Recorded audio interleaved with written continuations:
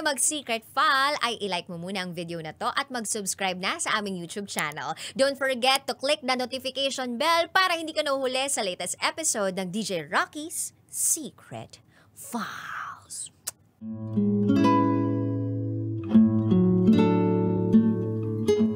And now, it's time for DJ Rocky's Secret Files.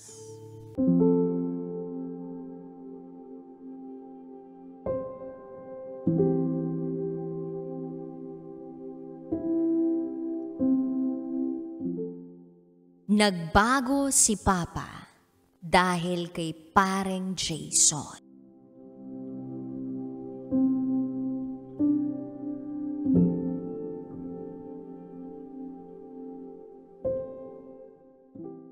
Hi DJ Rocky.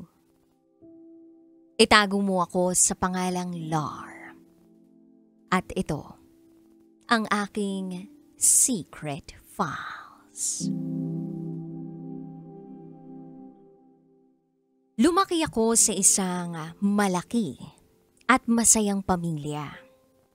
Bata pa lang ako, ramdam ko na pinahahalagan ng bawat isa ang pamilya namin. Kami yung tipong family-oriented.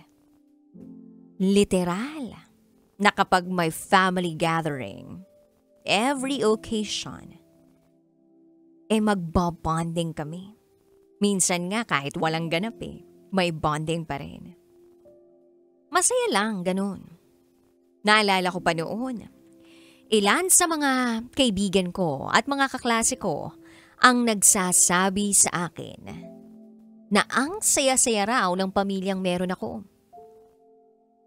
Na-witness nila yon. Na-oobserba kasi nila. Kasi yung ibang malalapit kong kaibigan, nagiging parang kapamilya ko na rin. Tipong sinasama namin sila sa ganap ng pamilya namin. Iba't ibang group of friends pa yun ha. Tapos yung iba, sila pa mismo ang gustong magpunta sa bahay.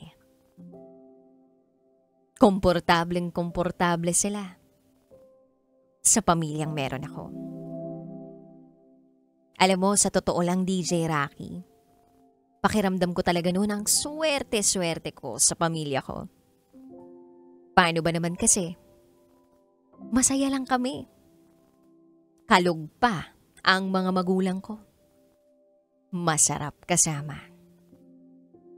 And si Papa, siya ang naging standard ko pagdating sa lalaki. Funny si Papa. At bukod roon, ay very protective sa aming lahat. Fast forward. Nasanay ako na nakikita ko sa pamilya namin ang kasiyahan. Oo, meron akong mga nasasaksihang away, pero mababaw lang naman na away. Pero habang tumatagal, unti-unti kong naramdaman na may kakaiba sa relationship ni na Mama at Papa.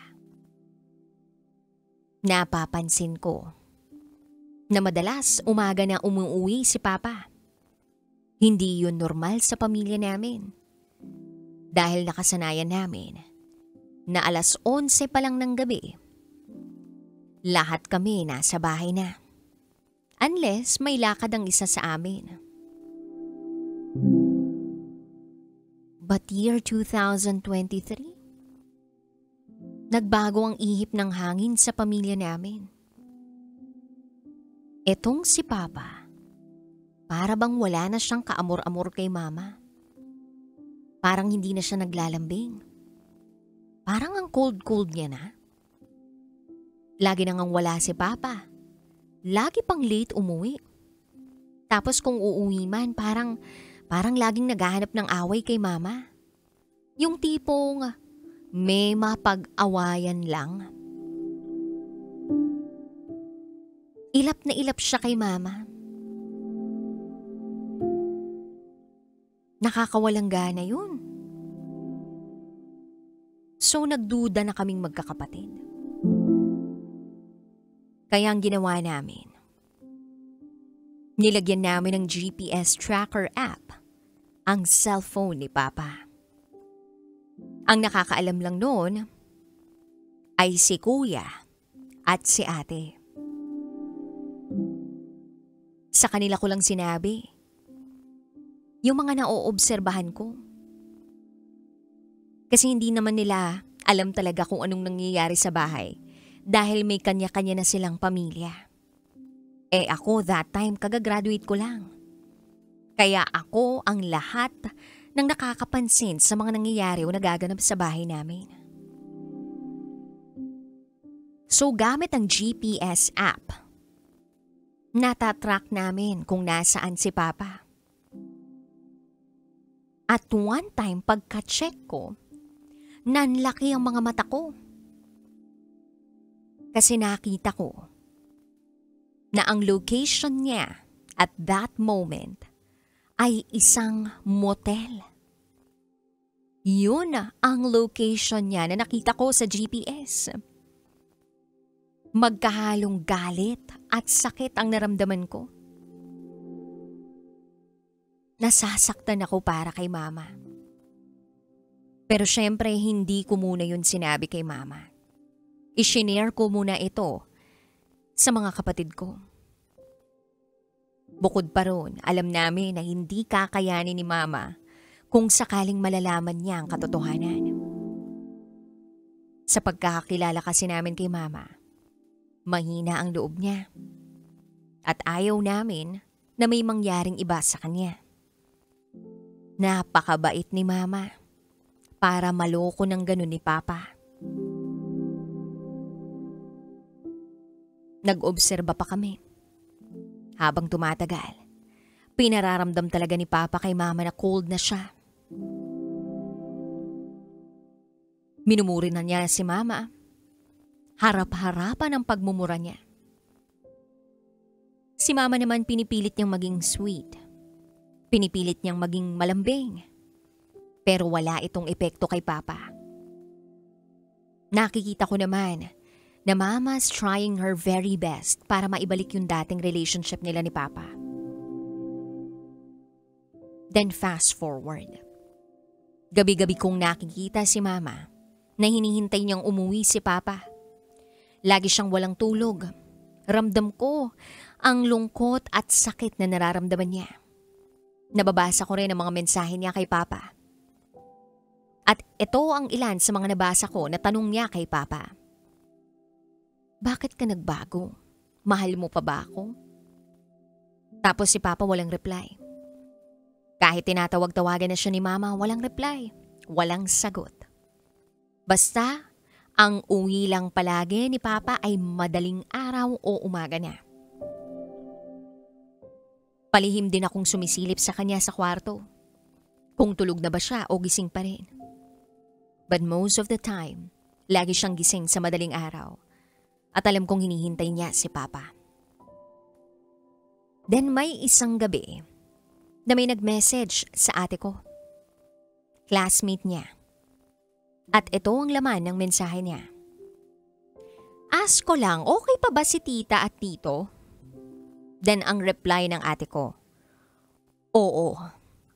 Well, syempre, ayaw namin na ipaalam sa ibang tao na may problema kami sa pamilya namin.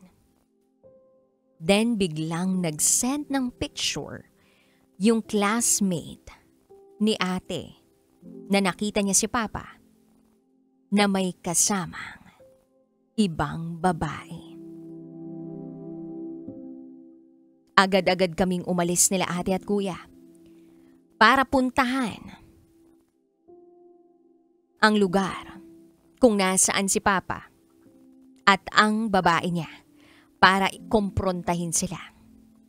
Kasi bakit naman magsisinungaling ang dating kaklase ni ate? Matatatanda na sila. So walang dahilan para magsinungaling ito sa kanya. At mas lalo lang pinatunayan ito ang nakita ko noon sa GPS. At pinatunayan nito kung bakit cold ang papa namin. So umalis kaming magkakapatid. At hindi alam yun ni Mama.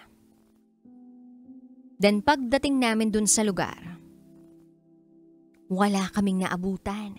Hindi namin sila nakita. Walang balak sana naming magkakapatid, sabihin namin kay Mama pag meron na kaming solid proof na pwedeng maging ebidensya na maipapakita sa kanya. Kaso hindi namin naabutan eh.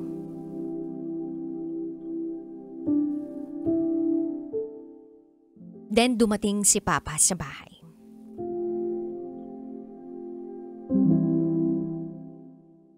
At sa kagustuhan ko na malaman kung sino ang babae. Tsinempohan kong maliligo si Papa. At doon ko pinakialaman ang cellphone niya habang naliligo siya sa banyo. Then napakunot ang noo ko nang makita na merong kakaiba doon sa call logs niya. Tila ba ang lagi niyang kausap ay nagngangalang paring Jason. Napatanong tuloy ako. Sino ba itong paring Jason na to? Meron ba akong kilala? Sa buhay ni Papa at ni Mama? Na paring Jason? Parang wala naman eh. Na-curious ako. Kaya dito ko na tiningnan ang recent messages niya kay paring Jason. At dito na nanlaki ang dalawang mga mata ko. Si paring Jason ay ang babae ni Papa. Para hindi mahalata na babae ang kausap niya, pinalitan niya ito ng paring Jason. Nakita ko doon ang exchange of messages nila na very sweet. Pinicturan ko lahat ng conversation nila at kinuha ko yung cellphone number ng babae. Pinagte-text ko yung babae at kung ano-anong masasakit na salita ang sinabi ko. Pero wala siyang reply. Hindi ko masikmura na niloloko ni Papa si Mama. Gumawa kami ng paraan para malaman talaga kung anong pangalan ng babae. Nagtulungan kaming magkakapatid. Then sa GCash, doon namin nalaman ang tunay na pangalan nung babae. Ginamit namin yung number nung babae ni Papa at doon namin na-discover ang pangalan. Nagkaroon na kami ng lakas ng loob magkakapatid na sabihin kay Mama ang lahat ng nalalaman namin. Para hindi na rin siya mag-isip kung ano ba talagang problema. Naroroon kami noon sa bahay ng ate ko. Pero nandun yung takot kasi alam naman naming mahina ang puso ni Mama. At alam naming masasaktan siya ng sobra. Pero inunti-unti naming sabihin ang lahat. Kalmado siya. Lumuwag yung pakiramdam namin. Kasi at least wala kaming tinatago sa kanya. Hinayaan namin na magdesisyon siya. Pero that night, nakikita lang namin pala na kalmado siya. Na hindi siya umiiyak or anything. After noon, umuwi na kami sa bahay. Sabi ko pa nga, "O Ma, yung plano natin ha. Napag-usapan kasi namin na wag munang ipahalata kay Papa na may alam kami kasi gusto namin na mag-revenge si Mama ng tahimik." After noon, nakala namin okay na, well-planned na. Pero madaling araw na noon, kasarapan na ng tulog. May naririnig ako nagbabasag at naghahagis ng gamit sa baba ng bahay namin. Tumakbo ako pababa at nakita ko si Mama na nagwawala. At pinagsisiraan niya ang mga gamit ni Papa. Doon bumuhos ang luha ko. Awang-awa ako kay Mama. Sabi ko na lang, Ma, sige, ilabas mo lahat ng galit mo. Sirain mo lahat ng gusto mong sirain. Isigaw mo lahat yan. Mailabas mo lahat yan. Dahil si Mama, ilang taon na niyang kinikimkim siguro yung sama ng loob niya, yung sakit na nararamdaman niya at sumabot na lang siya. Sumabog na lang lahat. Tinawagan ko sila kuya at ate para puntahan ako sa bahay. Dahil parang hindi ko na kaya mag-isa. Natatakot ako na baka may mangyari kay Mama. That time wala pa si Papa sa bahay. Dahil nga umaga siya umuwi. Then dumating si Papa ng around 4 a.m. Naabutan pa rin niyang nagwawala si Mama. Galit na galit at sobrang nasasaktan. Then ito pa ang bungad niya. Bakit? Anong nangyari? Then sumigaw ako sa kanya for the very first time. Kasi nga sobrang sama na rin ang loob ko eh. Sabi ko, hindi mo alam? Hindi mo alam? Tanungin mo yung sarili mo. Hindi kami tanga para hindi namin malaman lahat ng pinaggagawa mo. Oo, DJ Rocky. Akala ko sa teleserye ko lang mapapanood to, pero nangyayari pala talaga yun sa totoong buhay. Bilang anak, sobra ang trauma ko sa mga nasasaksihan ko. Ako lang nakakarinig at nakakaalam ng mga away at sagutan nila Papa at Mama. Tahimik ako nakikinig sa away nila nang hindi nila nalalaman. Masakit para sa akin. Bilang anak, na makitang nawawasak ang pamilyang minsan kong nasaksihan na masaya. At sobrang sama ng loob ko kay Papa, ha? At hindi ko alam kung paano ako magsisimula, hindi ko alam kung paano ko siya i-approach. Hindi ko alam eh. Sa aming magkakapatid, ako lang yung may lakas ng loob na harapin si Papa. Maraming beses na nangyari yung mga confrontation. Ako lahat ang sumasagot kay Papa, ako lahat. Sa akin lagi nagsasabi ng sama ng loob si Mama dahil alam niyang kaya ko siyang ipagtanggol. Ako lang ang nagtatanggol kay Mama, ako lang ang nagsasabi ng mga mali ni Papa. Ako lang yung may lakas ng loob. Ako lang yung bumoboses. Yung ate ko at yung kuya ko hindi nila kaya. Alam ni Papa na iba ang ugali ko sa aming magkakapatid. Nakikita kasi nila yung strong ng personality ko. Yung pagka-strong ng personality ko. Pero ang hindi nila alam, durog na durog ako deep inside. Naglalakas-lakasan lang ako para kay Mama pero mahina ako. Napakahina ako. Ang hirap magpanggap, no? Kaya sa mga nagdaang araw, naging cold na rin ako kay Papa. Hindi ko nga alam kung saan ako lulugar eh.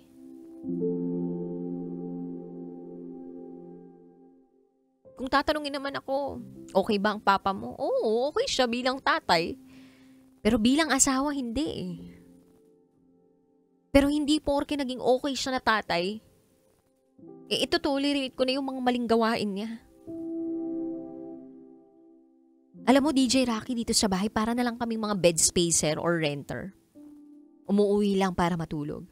Yung dating masayang pamilya, yung dating magandang relasyon ng mag-asawa, wala na yun, wala na. At ang isa sa mga pinakamasakit at kinakatakot ko, ang daming suicidal thoughts ni Mama ngayon. Nakakatakot. Minsan hindi na niya nakokontrol ang nararamdaman niya. Hindi na rin ako nakakatulog ng maayos. Dahil gusto ko 24 oras na monitor ko si Mama. Na hindi ko alam kung anong tumatakbo sa isip niya. Kaya eto ako nag-aalala ng sobra. Alam mo yung marami akong pangarap pero hindi ko naman alam kung paano ko naman sisimulan na ma-achieve yung pangarap ko na yun. Kasi sa pamilya ko parang ubos na oras ko. At para bang wasak na nga yung una kong pinangarap. Parang hindi na magkakatotoo pa. Ang magkaroon ng masaya at kumpletong pamilya. Yun palang sira na eh. So paano ko pa matutupad yung iba kong pangarap? Ang lungkot no, ang sakit. Ang hirap ng ganitong sitwasyon na para bang gusto ko nang umalis. Kaya nga hindi ko alam kung paano nakakatulog ng maayos yung mga homewrecker niyan eh. Yung sa mga homewrecker na nakikinig ngayon, sana nakakatulog kayo ng mahimbing no? Sana pinatutulog kayo ng konsensya nyo. Wala kayong mga puso.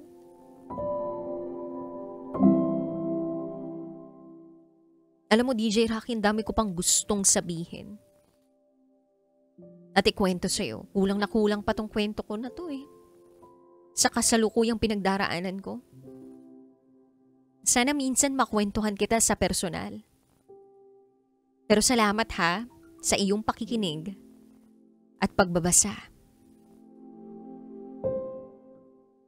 Salamat din dahil sinamahan mo ako. Kahit man lang dito mailabas ko yung sakit na nararamdaman ko. Gusto ko ng yakap. Yung mahigpit na yakap. Hindi ko alam kung paano ko uusad. But for now, hanggang dito na lang po muna.